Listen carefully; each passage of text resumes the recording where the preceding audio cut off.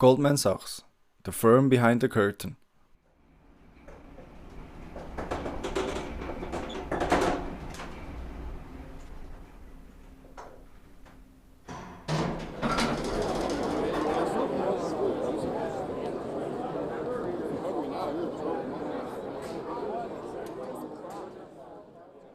New York, early 2000s.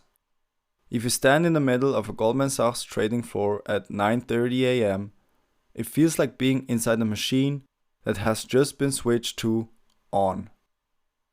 Screens flicker with prices, cables snake under desks. Young analysts in identikit shirts hunch over spreadsheets. In glassed-in rooms at the edges, senior partners peer at charts, take calls, say very few words that move very large amounts of money. There is no sign on the wall that says, "We run the world." In fact, the whole point is that they do not appear to. Goldman Sachs is not usually the company on the billboard. It is the company hired to tell the billboard company when to go public, what price to list at, how to sell itself, how to buy someone else. It lives slightly offstage. And for more than a century, that has been its superpower. But rewind. Before the tickers, before the glass towers, before the news stories about bonuses and bailouts, there is a man walking New York streets with a wooden box. The year is 1869. He's a German Jewish immigrant, middle-aged, with a heavy accent and modest means. He has left Bavaria for America in search of opportunity and wound up in Lower Manhattan, surrounded by warehouses and small factories. His name is Markus Goldman. He's not a titan yet. He is a small-time broker of something very specific: commercial paper. Back then, if you ran a shop or a workshop and needed cash to buy inventory before your customers paid you, you might write a short-term IOU, a promise to pay later. Goldman's job is to buy those IOUs at a slight discount and resell them to wealthier investors looking for a safe, steady return. He's a middleman in promises. He sets up a tiny office at 30 Pine Street. No marble, no glass. Just paper. Over time, Markus Goldman builds a reputation. He's seen as honest, diligent, able to judge which IOUs are solid and which are fluff. His son-in-law, Samuel Sachs, joins the firm. The name changes, Goldman Sachs. This is not yet the Goldman of modern legend. It is a family partnership, cautious, focused on a narrow niche. They handle bills for small companies, then bigger ones, slowly creeping into the orbit of New York's more serious finance. Partnership matters here. Everyone at the top has their own money on the line. There are no quarterly earnings reports, no public shareholders. The partners meet behind closed doors and decide how much risk to take, who to hire, which clients to back. In a world of bombastic stock manipulators and flimsy schemes, they cultivate a different identity: restrained, clever, discreet. At the turn of the 20th century, capitalism is scaling up. Railroads crisscross the continent. Industrial giants form. The New York Stock Exchange becomes the stage where fortunes are made and destroyed. If you want serious capital now, you do not just borrow from a local banker. You sell pieces of your own company to the public. Goldman Sachs makes its first move into this world by helping underwrite securities, essentially guaranteeing that a new issue of shares or bonds will be sold, buying what the market does not take and reselling later. They are not alone. JP Morgan and his firm dominate big industrial consolidations. Kuhn, Loeb & Co. and others play major roles. Goldman's trademark, slowly, becomes something more specialized. Taking growth companies public, structuring deals in new industries, and offering its clients not just money, but advice. How much should you sell? When should you sell? To whom? They become less like a moneylender and more like a consigliere. In the late 1920s, as the US stock markets floats up on a tide of speculations, Goldman Sachs is not just a cautious observer. It launches investment trusts, early mutual fund-like vehicles that buy stocks on behalf of investors. One of them, the Goldman Sachs Trading Corporation, piles into shares at high prices using borrowed money. When the crash comes in 1929, these trusts are hammered. Their shares collapse. Ordinary investors lose heavily. Goldman's reputation takes a hit. It is a brutal reminder that even the smart money can get drunk on a boom. The firm survives. Castent. In the years that follow, Wall Street itself is reshaped. New regulations separate commercial banking from investment banking. Disclosure rules increase. The Securities and Exchange Commission is born. Goldman adapts again, shrinking from some riskier structures, focusing on its advisory role, rebuilding trust one deal at a time. After World War II, the American economy booms. Suburbs sprawl. Corporations grow fat and complex. Pension funds and insurance companies accumulate huge pools of capital that need to go somewhere. Goldman is well placed. Under leaders like Sidney Weinberg and later Gus Levy, the firm deepens its ties to corporate America. Weinberg, with his talent for cultivating CEOs, earns the nickname Mr. Wall Street. Goldman bankers become regulars in boardrooms, whispering in the ears of chairmen about mergers, acquisitions, spin-offs. At the same time, a new culture grows on the trading side. Gus Levy famously talks about being long-term greedy, willing to pass up a quick buck if it helps the firm's reputation and relationships in the long run. It is not altruism, it is strategy. The idea is that if you keep clients alive and happy, they come back. For more than a century, Goldman Sachs is a partnership. Then, in 1999, something shifts. The firm decides to go public. Why? Because the scale of modern finance has changed again. Taking big trading risks, building global operations, and competing in a world of derivatives and cross-border deals requires more capital than the partners can provide from their own pockets. So Goldman sells shares in itself. It keeps a partnership-like culture internally. Partners still exist, with status and big bonuses, but legally, it is now a corporation with public shareholders. This move gives the firm more firepower. It also changes the incentives in subtle ways. The partners are no longer the only people whose money is on the line. The firm now answers to markets that reward short-term earnings as well as long-term relationships. By the early 2000s, Goldman Sachs is woven into almost every corner of modern finance. It advises governments on privatizations and bond issues.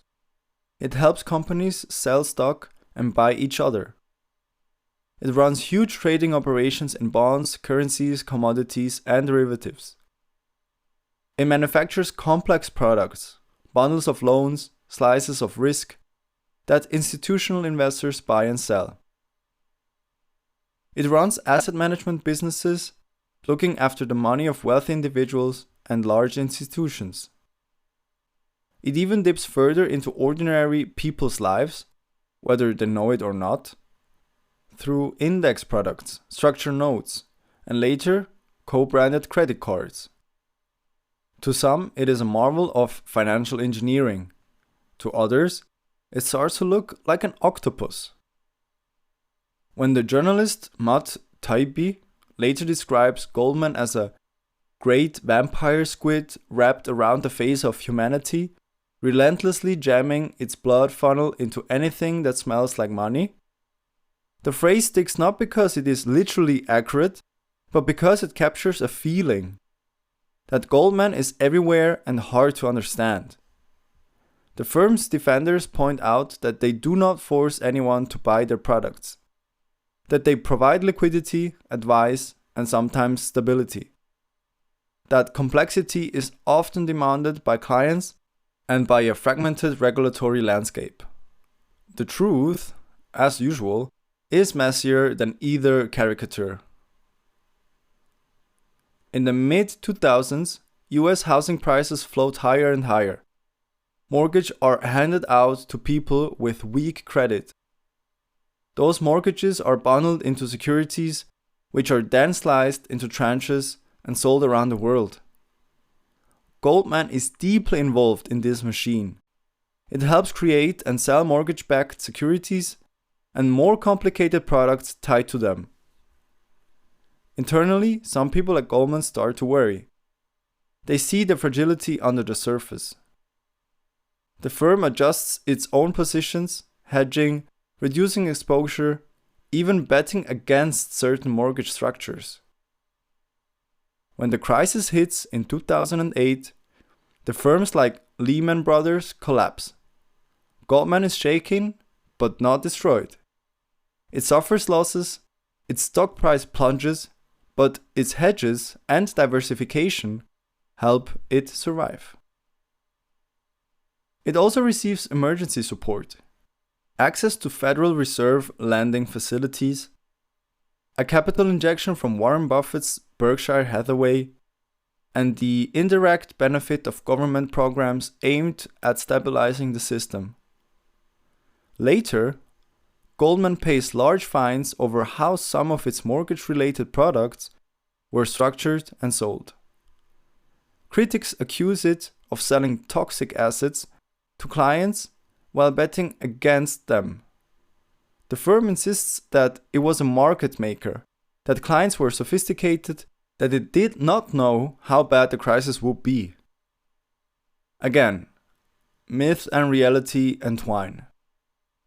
Goldman is not the secret author of the financial crisis, but it is emblematic of a system in which complexity, leverage, and opacity build up faster than understanding or oversight.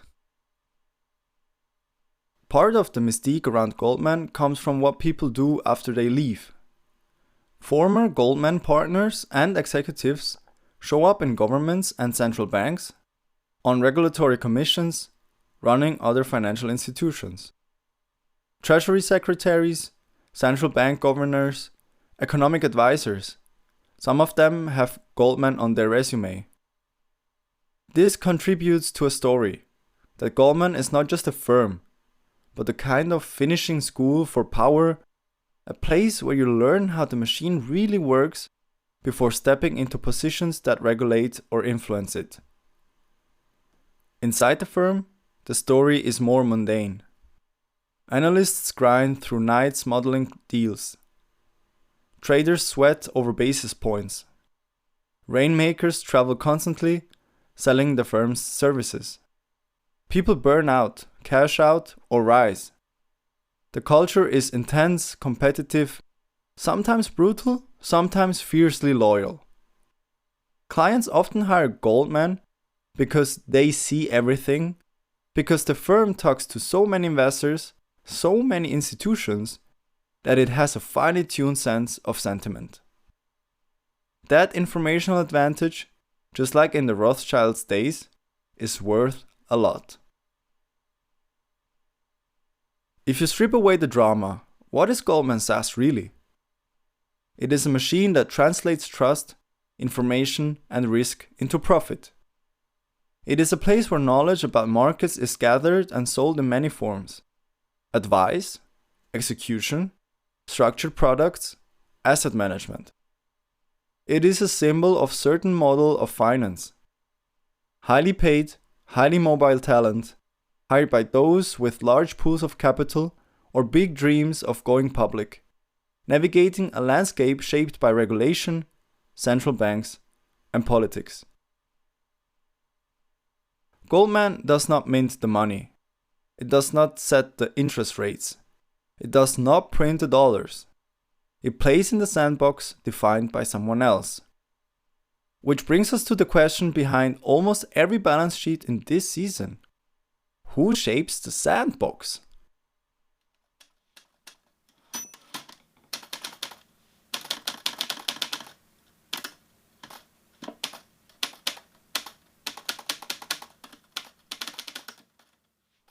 After Rothschild and JP Morgan, after Goldman Sachs and all the other private firms, there is a point in financial history where governments decide they cannot rely on individual bankers and partnerships to stabilize everything.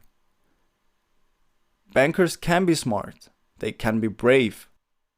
They can also be greedy, wrong, or simply too small when a whole country is in trouble. So states create something new. Central banks with special powers. Institutions that can create money with keystrokes. That can raise and lower the cost of borrowing for everyone at once. That can act as lenders of last resort when the Goldmans and the Morgans are themselves in distress. In the United States, that institution is the Federal Reserve. And it is backed by the most powerful piece of paper in modern finance, the US dollar. Next time, we will step out of the trading floor and into the marble halls of fluorescent boardrooms where the Fed meets. We will talk about how a hot, controversial idea, central banking, became the quiet heartbeat of the global system, and how the dollar turned from a national currency into the operating system of world finance. If Goldman Sachs is the firm behind the curtain, the Federal Reserve and the dollar are the stage itself. The rules of gravity that every other player, no matter how clever, has to obey.